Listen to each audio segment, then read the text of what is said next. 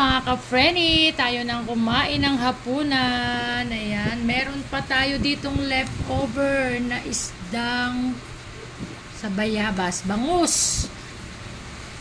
Sinigang sa bayabas. At meron pa tayo ditong dinuguan na aking pong laging paborito. At meron din po tayo ditong adobong manok with dugo. At syempre ang pinaka main dish natin ay ang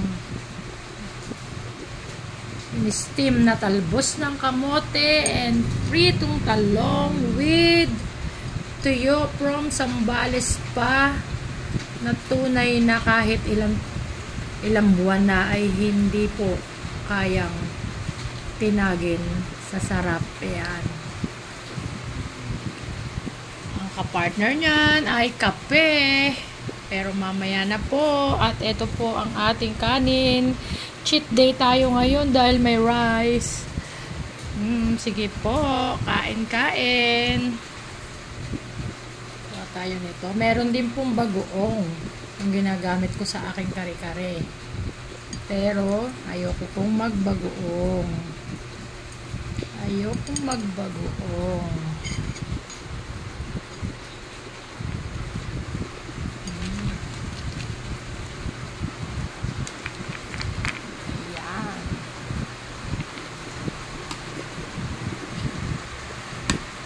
Aking dinuguan na habang nalalaon ay lalong sumasarap.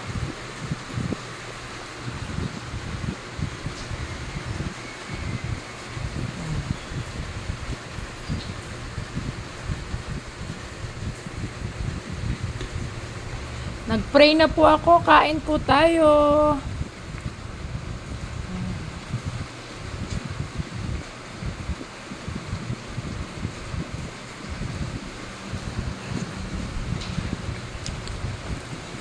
Pasintabi po sa hindi kumakain ng dinuguan dyan.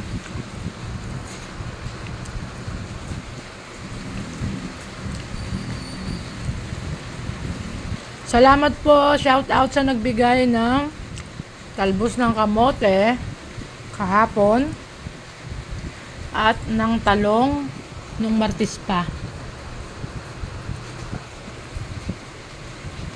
Tunay na hindi nagugutom ang anak ng Panginoon. Hindi tayo pababayaan.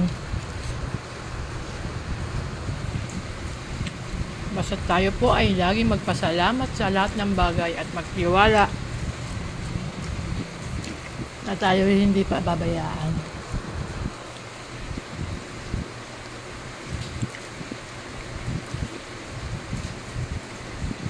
Five days na po akong hindi nagtinda.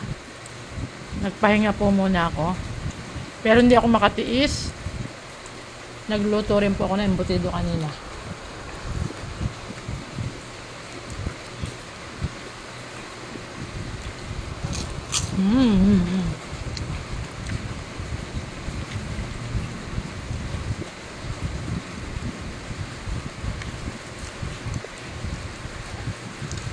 Kain na!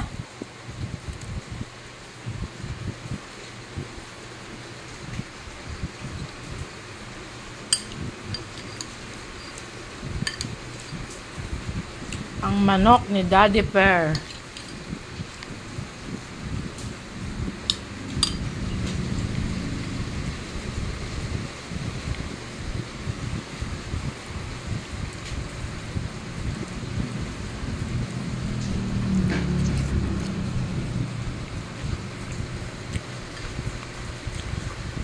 Pasensya na po.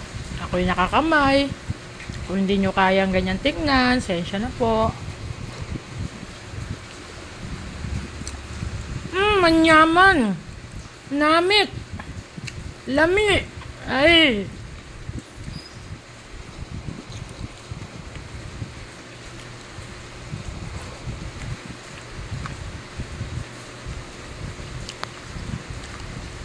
Yung embutido ko.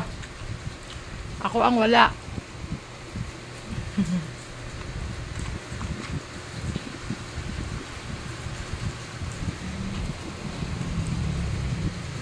Yan, sige po. Ingat ang lahat.